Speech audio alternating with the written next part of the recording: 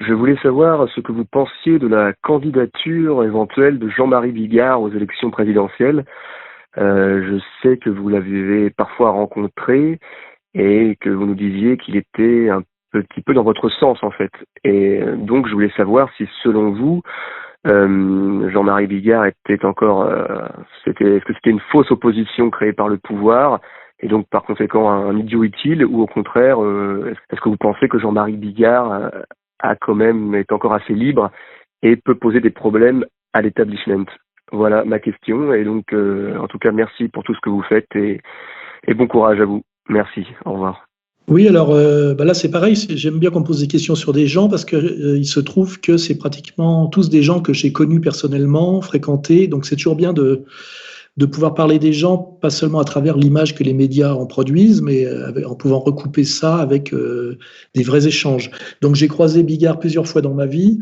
On était devenus un peu copains à l'époque où j'avais sorti un livre qui avait fait date, qui était Jusqu'où va-t-on descendre, hein, parce que j'ai été un peu pionnier sur ce que Zemmour essaye de cultiver en ce moment, de manière d'ailleurs, je dirais, ambiguë ou incomplète. Et j'aime bien Bigard parce que c'est un gars du peuple et donc un populiste, hein. Et puis je pense que c'est un bon comique, ce qui est assez rare, hein. Derrière Dieudonné, il y a lui, il n'y en a pas 36 autres. Alors le problème, c'est qu'il vient du showbiz, et à l'époque, il m'avait déjà dit Alain, je suis d'accord avec toi, mais je suis trop riche pour pouvoir l'exprimer. Bon, il se trouve que depuis, il est devenu beaucoup moins riche parce que il a eu quelques ennuis. Rappelons-nous qu'il s'est quand même, il a remis en cause la thèse officielle du 11 septembre, ce qui est assez courageux. Mais à la fois, aujourd'hui, il dit qu'il ne veut plus du tout qu'on nous lui en parle et en parler. Donc, c'est un type qui a des velléités d'opposition politique radicale, je l'en félicite, mais qui est coincé par le fait qu'il est quand même, il a un pied encore dans le showbiz et qu'il faut qu'il soit invité par Hanouna pour pouvoir encore exister. Et là, j'ai pas besoin de dire ce que ça veut dire d'être invité par Hanouna tout en voulant être un populiste radical. Il y a une vraie contradiction qui est insurmontable. Et puis, il y a deux autres questions que j'évoquerai. C'est que, sans doute, même s'il est de bonne volonté, il n'a pas la culture politique suffisante pour pouvoir comprendre la complexité de la situation qui est essentiellement triangulée, je dirais. Hein, il est encore sur les vieilles valeurs, république, démocratie, révolution française. C'est pas suffisant quand on veut comprendre la marche en avant du nouvel ordre mondial. C'est plus complexe que ça. Donc, il manque de culture politique. Et puis aussi, comme c'est une remarque qui renvoie un peu à Esther et à l'Ancien Testament. Il a repris femme alors il est plus vieux que moi, hein, alors qu'il est assez vieux et assez fatigué. Il a une santé fragile, il faut le savoir. Hein, donc ça aussi, ça joue.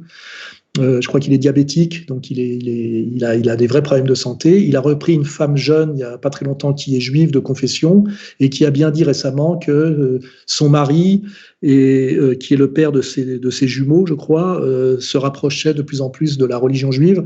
Donc pareil, il est difficile de pouvoir être un opposant radical à la domination actuelle, tout en se rapprochant de la communauté juive ou de la religion juive, et tout en ayant besoin d'Hanouna pour exister. Et c'est là qu'on voit que Bigard est un peu en zigzag, c'est-à-dire que tantôt il exprime réellement sa colère et sa solidarité avec le peuple, et puis tantôt il revient à la dure réalité de sa réalité, où il est quand même, il a un peu ce qu'on pourrait appeler un fil à la patte, hein, voilà. Et donc par exemple je dirais le vrai combat politique radical qu'il faudra mener demain et qui arrive lentement et sûrement, je pense que il pourra le rejoindre à un moment précis peut-être, mais je pense qu'il ne peut absolument pas le mener. Il a pas le niveau de liberté en fait, et il n'a pas le niveau de culture, et donc il n'a pas le niveau d'engagement.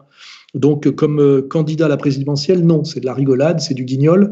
D'abord, il ira pas, bien évidemment, mais dans la vie, c'est pas tout oui ou tout non. Hein. Je veux dire, voilà, j'avais été assez agacé que un des cadres des Gilets jaunes, là, je crois Rodriguez, un nom comme ça, lui crache à la gueule, alors que Rodriguez vaut pas tellement mieux que lui, qui a quand même fait évoluer systématiquement les Gilets jaunes vers le gauchisme, qui est une impasse. Hein. Et ça m'agace de voir Bigard se faire siffler quand il va défiler avec les Gilets jaunes, alors que les trois quarts des gens du showbiz n'y vont pas et rêvent secrètement que ces gueux soient matés. Hein. Il suffit de voir les phrases de certains mecs du showbiz sur les Gilets jaunes. Donc voilà, il faut avoir je dirais le courage d'une analyse complète et nuancée, qui est souvent un peu cruelle. C'est que Bigard, de ce point de vue-là, a un peu des rêves et je dirais pas des prétentions, mais des velléités qui sont malheureusement et de façon certaine au-dessus de ses moyens. Voilà.